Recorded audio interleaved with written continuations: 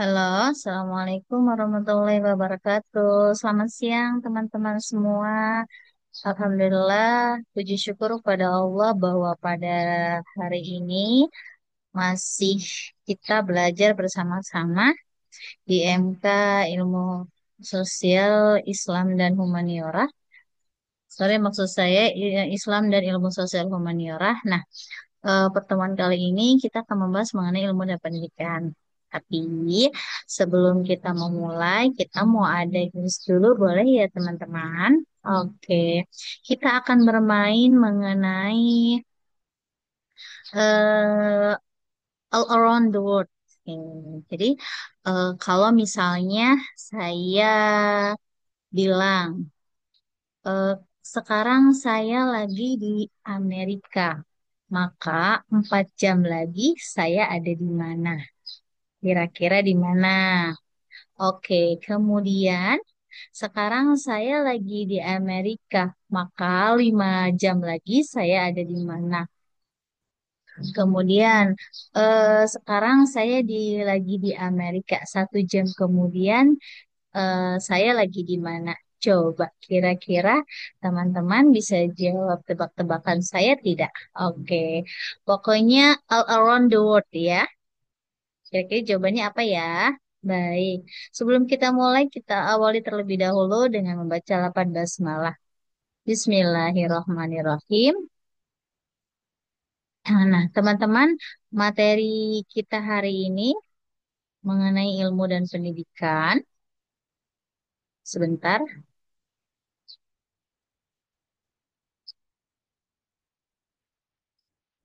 oke.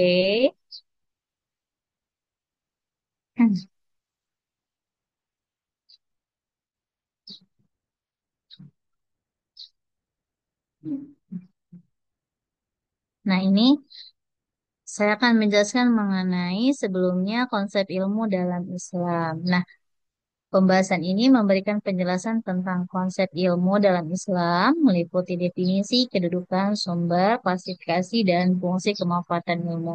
Mudah-mudahan teman-teman bisa menyimaknya dengan baik. Kita mulai pada slide selanjutnya yaitu, oke, ini ya konsep ilmu dalam Islam. Di sini dijelaskan bahwa secara etimologis kata ilmu itu berasal dari bahasa Arab. Al-ilmu artinya mengetahui alama yu'alimu gitu ya atau pengetahuan. Dalam Al-Quran kata ilmu dan derivasinya disebutnya lebih dari 800 kali. Itu artinya adalah menunjukkan betapa pentingnya ilmu dalam pandangan Islam. Banyak ya Al-Quran maupun hadis yang menjelaskan tentang eh, pentingnya ilmu pengetahuan. Secara terminologis, ilmu dalam Islam dapat didefinisikan sebagai berikut, yaitu adalah pengetahuan yang benar dan pasti tentang sesuatu yang diperoleh melalui berbagai cara yang dimenalkan oleh syariat. Nah, cara-cara tersebut meliputi yang pertama adalah indera atau pengamatan langsung terhadap objek atau fenomena. Yang kedua, akal adalah kemampuan berpikir logis dan rasional. Yang ketiga adalah wahyu, bahwa informasi yang diturunkan oleh Allah Subhanahu wa taala kepada para nabi dan rasul. Yang keempat adalah kabar sodik atau kabar atau berita yang benar ya dan terpercaya terutama dari Al-Quran dan hadis. Betul. Nah, memang pengetahuan yang benar dan pasti tentang sesuatu adalah memperoleh kebenaran ya. Jadi salah satu indikator kenapa eh, adanya penelitian dan kemudian bersumber adanya pengetahuan adalah untuk mencari kebenaran. Jadi memang dorongan rasa ingin tahu manusia terhadap hakikat hakikat kebenaran bersumber pada fitrah yang dibawanya sejak lahir. Nah, fitrah ini merupakan ketetapan Allah yang pasti dan tidak bisa diubah-ubah. Sedang bahwa sedangkan bahwa rasa ingin tahu adalah menjadi kodratnya manusia dalam kenyataan hidupnya. Jadi Allah itu menetapkan banyak pengetahuan yang diperoleh manusia dari berbagai sumber. Kalau dalam Islam bahwa sumber utamanya adalah Al-Quran, ya, Al-Quran yang merupakan wahyu Allah. Jadi Al-Quran merupakan sumber pengetahuan lain yang kajian dan orientasi penting yang dapat melengkapi kebenaran wahyu. Al-Quran itu menunjukkan sumber pengetahuan eksternal, misalnya fenomena alam, peristiwa historis, metafisis, sosiologis, alami ataupun eksatologis. Nah, penunjukannya terhadap pengetahuan-pengetahuan tersebut tuh mestilah benar baik secara literal maupun metaforis gitu ya. Oke, di sini, nah, pemahaman yang mendalam tentang hakikat sesuatu yang membawa keyakinan dan amal soleh. Jadi, ketika seseorang mencari pengetahuan, maka yang dihasilkan adalah setelah pengetahuan itu diperoleh adalah pemahaman. Setelah seseorang memiliki pemahaman atas pengetahuan yang diperoleh, maka larinya adalah kepada keyakinan dan amal soleh. Jadi, ilmu yang bermanfaat itu adalah ilmu yang mendorong seseorang untuk bertakwa kepada Allah Subhanahu wa taala dan berbuat baik kepada sesama. Nah, itu adalah implikasi atau kemanfaatannya. Salah satunya seperti itu. Nah, ini adalah kedudukan ilmu dalam Islam. Yang pertama adalah Al-Quran. Betul bahwa eh, ada beberapa ayat Al-Quran yang sudah menunjukkan tentang kedudukan ilmu dalam Islam. Bahkan Islam itu ada beberapa kitab kuning yang khusus mengkaji mengenai eh, kedudukan ilmu. Kemudian objek-objeknya ilmu seperti misalnya dan etika-etikanya dan etika-etika adab atau adab-adab dalam mencari ilmu itu bahkan dibahas khusus dalam beberapa kitab tertentu. Dalam Al-Quran salah satu suratnya adalah Al-Mujadalah ayat 11 ya, bahwa Allah akan meninggikan orang-orang yang beriman di antaramu dan orang-orang yang diberi ilmu pengetahuan dengan beberapa derajat. Ya, bahwa ayat ini menunjukkan bahwa orang-orang yang berilmu memiliki kedudukan yang lebih tinggi di sisi Allah Subhanahu wa taala. Dan ini tuh janjinya Tuhan ya, bukan janjinya manusia, bahwa Allah tuh berjanji kepada orang-orang yang beriman di antaramu dan orang-orang yang diberi ilmu pengetahuan akan dinaikkan derajatnya dengan beberapa derajat. Kemudian di surat Az-Zumar ayat 9, iya, adakah sama orang-orang yang mengetahui dengan orang-orang yang tidak mengetahui? Jadi, sesungguhnya orang yang berkahlah yang dapat menerima pelajaran. Jadi, ayat ini menunjukkan bahwa orang yang berilmu memiliki keunggulan dibandingkan orang yang tidak berilmu atau berbeda antara orang yang berilmu. Di sini sudah dijelaskan bahwa ada perbedaan antara orang yang berilmu dengan orang yang tidak berilmu. Selanjutnya, kedudukan ilmu dalam Islam secara hadis ya, bahwa menuntut ilmu itu wajib bagi setiap muslim. Itu hadis riwayat Ibnu Majah. Hadis ini menunjukkan bahwa menuntut ilmu adalah kewajiban bagi setiap muslim baik laki-laki maupun perempuan. Contohnya misalnya adalah barang siapa yang menempuh suatu jalan untuk mencari ilmu, maka Allah akan mudahkan baginya. Iya, jalan menuju surga. Hadis ini menunjukkan bahwa orang yang menuntut ilmu akan mendapatkan kemudahan dari Allah Subhanahu wa taala untuk masuk surga. Karena untuk bisa masuk surga itu butuh keimanan dan keimanan itu diperoleh melalui pemahaman. Pemahaman itu diperoleh setelah seseorang mendapatkan ilmu pengetahuan. Jadi, konsep akhirnya ketika seseorang mendapatkan ilmu pengetahuan dan paham, dia bisa beramal soleh.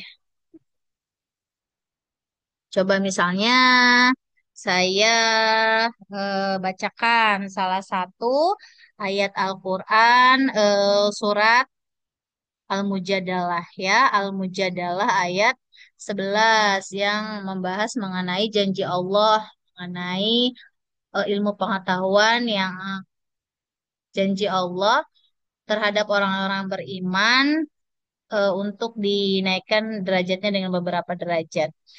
A'udzu billahi minasyaitonir rajim. Bismillahirrahmanirrahim.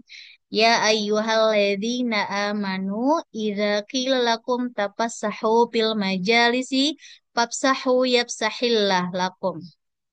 Fafsahu yafsahillahu lakum. Wa idza qila suzu fangsuzu yarfa'illahu alladzina amanu minkum walladzina utul ilma darajat. Wallahu bima ta'maluna khabir. Nah, itu adalah salah satu ayat Al-Qur'an surat Al-Mujadalah ayat 11. Ada lagi misalnya hadis utlubul ilma walau bisin, tuntut ilmu sampai negeri Cina. Atau misalnya hadis mengenai apa namanya menuntut ilmu, ya, bahwa menuntut ilmu itu wajib bagi laki-laki dan perempuan. Misalnya faridatun tolabul ilmi faridatun alal kulli muslimin wal muslimat. Jadi menuntut ilmu atau mencari ilmu itu wajib hukumnya bagi muslim laki-laki ataupun perempuan. Oke, selanjutnya, oh sorry, ini belum saya show ya, saya show terlebih dahulu. Oke, ini kedudukan ilmu dalam Islam menurut hadis ya. Selanjutnya, nah ini sumber ilmu dalam Islam. Nah, dalam Islam sumber ilmu yang utama menurut Nasori Fuad dan kawan-kawan itu secara garis besar bahwa yang pertama adalah Al-Quran. Ya, Al-Quran ini kitab suci yang sumber utama dan paling lengkap ya, yang mengandung berbagai macam ilmu pengetahuan baik tentang ketauhidan Allah Subhanahu wa taala, alam semesta, manusia, peraturan maupun kehidupan akhirat. Yang kedua adalah hadis, merupakan segala perkataan, perbuatan, dan ketetapan Nabi Muhammad SAW. Yang dimana hadis itu merupakan ilmu yang kedua setelah Al-Quran. Ini adalah menjadi penjelas atau memperjelas ayat-ayat Al-Quran yang bersifat umum. Nah, yang ketiga adalah akal. Iya, akal adalah kemampuan berpikir logis dan rasional yang diberikan oleh Allah Subhanahu wa taala kepada manusia. Nah, dengan akal ini dapat digunakan untuk memahami dan mengembangkan ilmu pengetahuan selama tidak bertentangan dengan Al-Quran dan hadis. Betul. Karena memang akal manusia itu sesungguhnya mempunyai bermacam-macam arti, ya. Misalnya yang dikatakan oleh Imam Al-Ghazali pada tahun 1990 yang mengemukakan bahwa empat pengertian akal yang bertingkat sesuai dengan perkembangan akal pikiran manusia dan usaha pengembangannya. Yang pertama adalah akal itu suatu sifat yang membedakan manusia dan binatang atau hewan, di mana akal ini bersedia menerima berbagai macam ilmu melalui proses berpikir atau proses pemikiran. Yang kedua, hakikat akal itu adalah ilmu pengetahuan yang timbul dari alam wujud atau tumbuh mulai dari atau pada anak yang mumayyiz atau yang baru dapat membedakan kemungkinan hal yang mungkin dan kemustahilan hal yang mustahil. Yang ketiga adalah hakikat ilmu adalah ilmu pengetahuan yang diperoleh dari berbagai apa ya, berbagai pengalaman ya, berbagai pengalaman-pengalaman dan pengetahuan itu manusia menjadi berakal. Yang keempat adalah hakikat akal itu adalah sebagai spirit atau kekuatan atau semangat untuk mengetahui akibat dari persoalan dan mencegah hawa nafsu. Jadi akal itu bisa mengajak pada kesenangan seketika dan mengendalikan syahwat. Nah, eh, jadi memang akal ini dapat digunakan tadi sebagai memahami dan mengembangkan ilmu pengetahuan selama tidak bertentangan dengan Al-Quran dan hadis. Jadi eh, apa namanya ya? Akal pertama dan kedua itu kan merupakan tabiat, sedangkan akal yang ketiga dan akal yang keempat itu dapat diusahakan pengembangannya secara optimal. Bahwa dari keempat jenis akal yang saya baca, yang saya jelaskan tadi, menunjukkan pada fungsi-fungsi yang bersifat rohani, bertingkat dan berkembang sebagaimana berkembangnya jasmani manusia. Nah, jadi perkembangan akal tersebut menentukan kualitas, tidak saja hanya intelektual, tetapi juga moralitas manusia. Jadi, akal itu kan menjalankan fungsinya ruh yang ada di jiwa dan raga. Jadi, antara akal adalah apa ya? Akal adalah keterkaitan antara rasio dan juga hati. Ya, jika perilaku menggunakan otak sebagai organ jasad dan hati adalah organ untuk menghayati. Jadi tingkat akal memang menentukan tingkat manusia. Apabila perilakunya diisi oleh ilmu pengetahuan, seseorang menjadi intelek. Jadi seorang intelek itu belum tentu menjadi berakhlak kalau hatinya tidak diisi oleh penghayatan moral. Apabila ke dalam hati ditanamkan penghayatan etika atau perilaku yang baik, seseorang itu bisa bisa menjadi orang yang berakhlak, tetapi belum tentu ia menjadi intelek bila di dalam moralnya atau di dalam perilakunya tidak ditanamkan ilmu pengetahuan.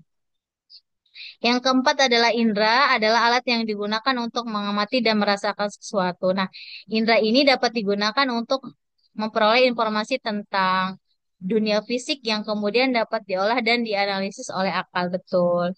Dengan indera dapat melihat fenomena alam sehingga fenomena alam yang terjadi dapat menjadi sumber ilmu pengetahuan.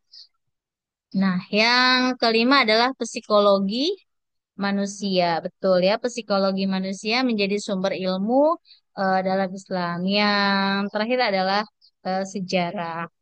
Jadi memang Al-Quran itu merupakan sumber internal utama yang sedangkan fenomena alam, psikologi dan sejarah itu sumber pengetahuan eksternal. Ya, hal ini merujuk pada selain menunjukkan Al-Quran juga mementingkan pengetahuan-pengetahuan empiris.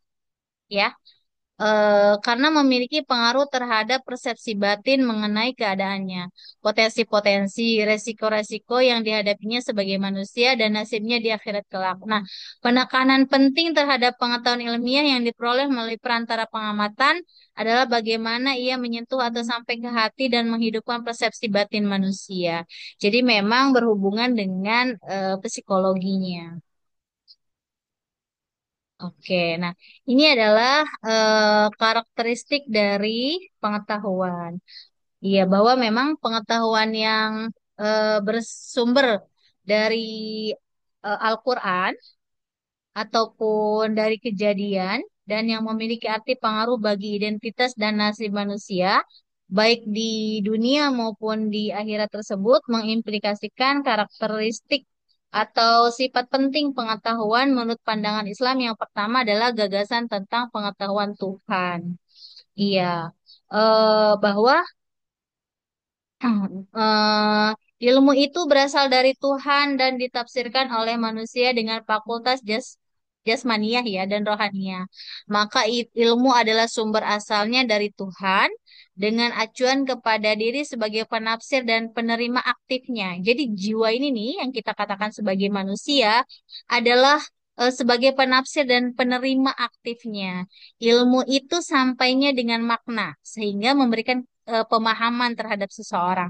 Itu artinya adalah bahwa ilmu itu salah satu sarananya Tuhan untuk mengungkapkan kebenaran kepada pemahaman manusia. Dan dengan ilmu itu menjadi sarana bagi manusia untuk mencari kebenaran. Eh, Yang kedua adalah pengetahuan dan kebenaran. Iya, di mana memang pengetahuan dalam Islam itu menekankan yang namanya kebenaran, ya, dan juga selain benar juga pasti dan kepastian. Artinya adalah bahwa pengetahuan yang benar secara absolut itu, pengetahuan yang hakiki itu harus sesuai dengan wahyu. Sedangkan kepastian itu ada eh, tiga tingkat ya. Kepastian itu secara kognitif, secara penglihatan menggunakan indera, dan kepastian mutlak yang dialami itu atau yang diyakini. Oke.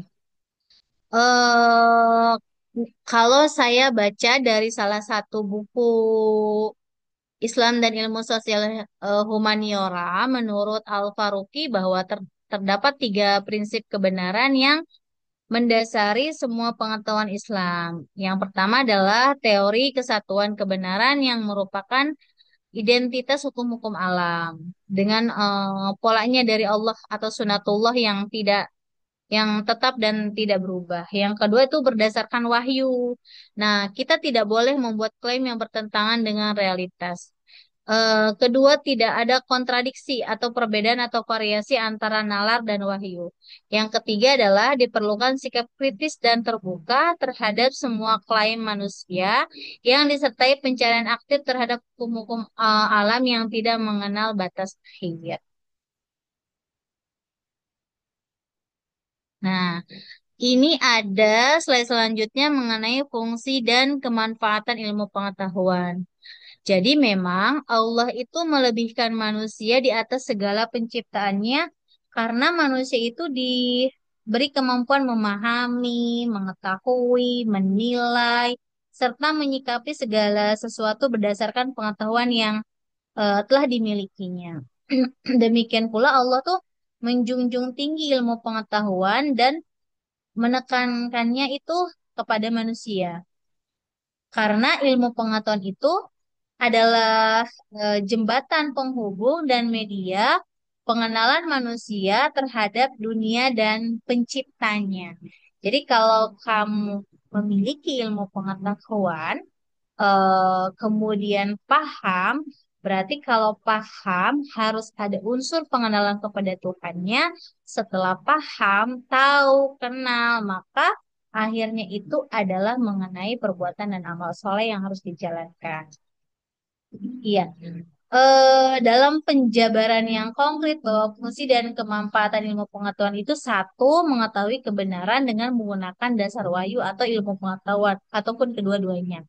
Yang kedua adalah menjelaskan ajaran akidah Islam. Nah, itu perlu. Yang ketiga, menguasai alam untuk meningkatkan kesejahteraan dan kebahagiaan umat manusia. Yang keempat adalah meningkatkan kebudayaan dan peradaban Islam. Jadi, berdasarkan keterangan tersebut, secara umum ilmu pengetahuan itu memiliki beberapa fungsi. Pertama, dia harus mengantarkan manusia kepada kebenaran atau hakikat pokok dari realitas, baik berdasarkan ilmu pengetahuan atau wahyu, atau kedua-duanya, atau yang mengikutsertakan pengembangan daya pikir manusia. Yang kedua itu menyadarkan, ya. Jadi yang kedua itu menyadarkan manusia akan keyakinannya kepada Allah sebagai akidah. Gimana tuh caranya? Yang ketiga adalah meneguhkan posisi manusia, di alam ini atau di bumi, dia adalah sebagai pengelola, pengendali dari sumber-sumber daya alam untuk kesejahteraan bersama dan pengembang kebudayaan dan peradaban. Kita atau manusia adalah pengendalinya dan pengelolanya.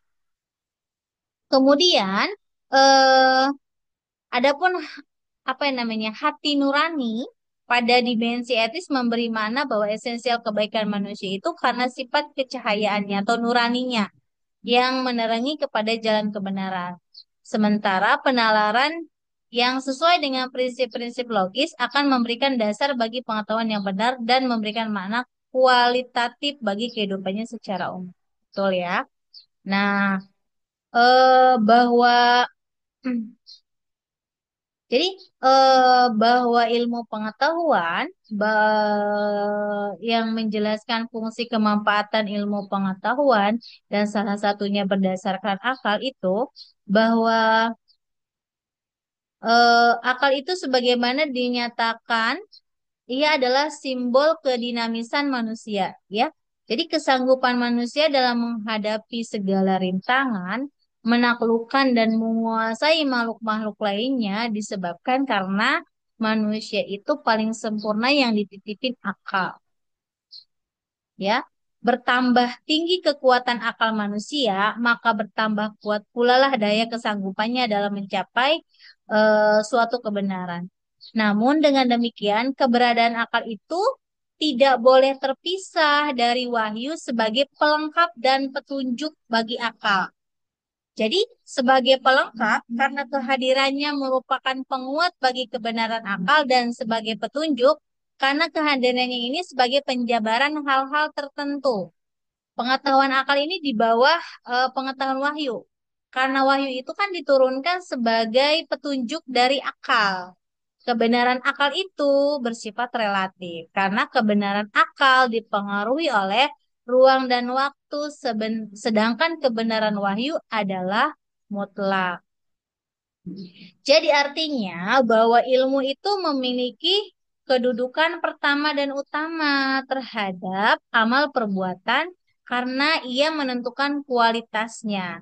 Jadi ilmu dan pengetahuan juga menentukan nasib manusia. Kenapa? Eh, jadi baik di dunia maupun di akhirat, amal yang disertai ilmu akan bernilai dan membawa manfaat yang nyata baik di individu, orang lain maupun lingkungan. Sedangkan amal itu kalau tanpa dilandasi dengan ilmu akan sia-sia dan tidak bermakna.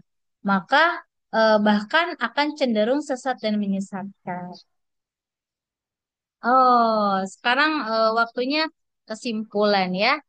Kalau saya misalnya menyatakan bahwa begini, ilmu itu sebagai landasannya amal soleh, karena ilmu yang bermanfaat itu akan melahirkan amal-amalan kebaikan, ya. Tentu saja merupakan hasil dari ilmu yang benar, ilmu yang bermanfaat. Nah, ilmu yang benar adalah ilmu yang sesuai dengan hukum-hukumnya Allah, sehingga ilmu itu menjadi bermanfaat karena sesuai dengan hukum-hukumnya Allah. Ya, dan hukum Allah ini adalah bagi seluruh alam semesta, baik makro maupun mikro, selain menjadi unsur pembatasan dan keterbatasan manusia, juga menunjukkan kesempatan bagi manusia untuk meraih suatu bentuk keberhasilan usaha. Apa keberhasilannya? Bahwa setiap manusia akan berakhir atau gagal dalam usahanya setara dengan seberapa jauh ia berusaha atau bekerja sesuai dengan takdir Allah untuk alam lingkungan. Apa karena hukum Allah itu tak mungkin ditaklukkan. Nah, dari sinilah ilmu pengetahuan dimulai. Maka ilmu pengetahuan Allah itu tidak lain yang memahami hukum Allah yang pasti bagi alam semesta ciptaannya itu. Jadi ilmu pengetahuan itu adalah ilmu yang mempunyai nilai kebenaran. Selama secara tepat mewakili hukum-hukum dan kepastian Allah, takdirnya itu pengetahuan yang benar akan dengan sendirinya bermanfaat untuk manusia. Jadi apabila ilmu pengetahuan yang benar itu adalah sesuai dengan hukum dan kepastian Allah, maka amal saleh pun yang merupakan buah dari kemanfaatan ilmu juga merupakan amal yang sesuai dengan sunatullah. Jadi berdasarkan keterangan yang ditulis, dibaca, dijelaskan di atas tadi, maka dapat ditarik suatu kesimpulan logis bahwa amal saleh adalah amal terpuji, ya, yang bisa mendekatkan kepada Allah dan mencapai ridhonya. Bagaimana mencapai ridhonya? Bahwa amal saleh itu merupakan manifestasi dari ilmu yang bermanfaat. Ilmu yang bermanfaat adalah ilmu yang benar karena sesuai dengan hukum-hukum ketetapan Allah. Amal soleh pada prinsipnya merupakan kesesuaian perbuatan dengan hukum-hukum Allah bagi alam semesta. Karena hukum-hukum itu milik Allah dan bersumber dari Allah. Maka amal saleh bisa mendekatkan manusia kepada Allah dan memperoleh keriduannya. Hal ini menegaskan bahwa pengetahuan dan dimensi etis dalam Islam merupakan kesatu paduan atau saling berintegralitas ya. Bahwa pengetahuan dan iman itu keduanya akan melahirkan amal soleh. Pengetahuan harus menghasilkan keyakinan atau keimanan, sedang iman pada gilirannya akan membuahkan amal soleh. Pengetahuan menjadi dasar keyakinan dan landasan amal yang baik dan benar. Oke, terima kasih. Itu kesimpulan yang dapat saya berikan. Nanti teman-teman bisa menyimpulkan apa yang sudah saya jelaskan lewat video yang teman-teman nanti kirim pada Google Classroom yang sudah kita sediakan. Terima kasih telah membersamai dalam mata kuliah hari ini. Kita tutup dengan baca lafaz hamdalah. Alhamdulillahirabbil alamin. Terima kasih semuanya. Assalamualaikum warahmatullahi wabarakatuh. Salam sehat selalu. PAUD STL Latan sama Siro, sehat, cerdas, beriman, dan bertakwa kepada Allah Subhanahu wa taala. Assalamualaikum semuanya.